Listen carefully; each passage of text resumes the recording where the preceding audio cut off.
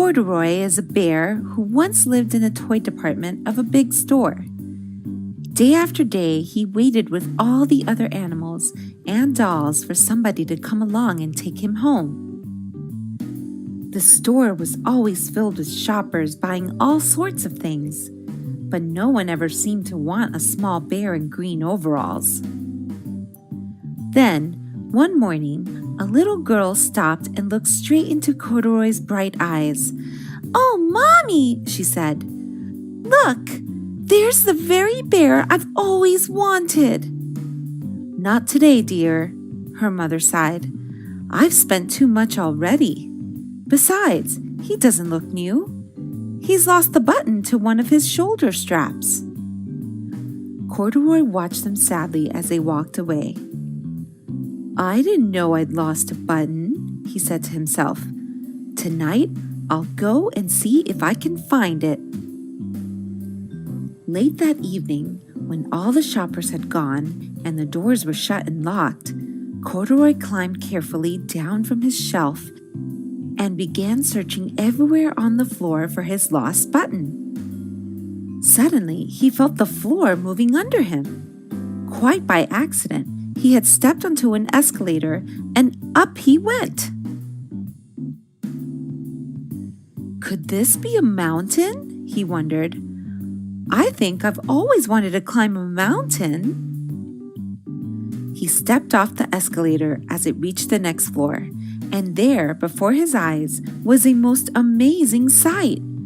Tables and chairs and lamps and sofas and rows of beds. "This must be a palace," Corduroy gasped. "I guess I've always wanted to live in a palace." He wandered around admiring the furniture. "This must be a bed," he said. "I've always wanted to sleep in a bed." And up he crawled onto a large, thick mattress. All at once, he saw something small and round. "Why, here's my button," he cried, and he tried to pick it up. But like all the other buttons on the mattress, it was tied down tight. He yanked and pulled with both paws until pop!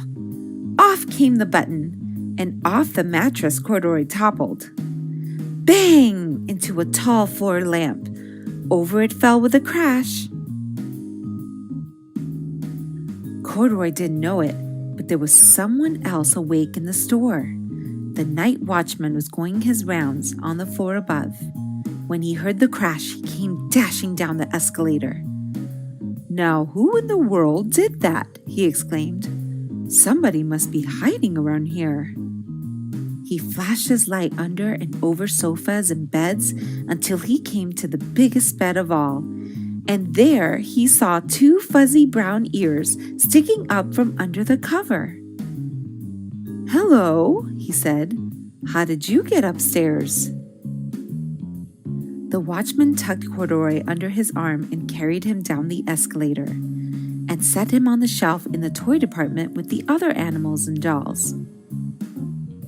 Corduroy was just waking up when the first customers came into the store in the morning.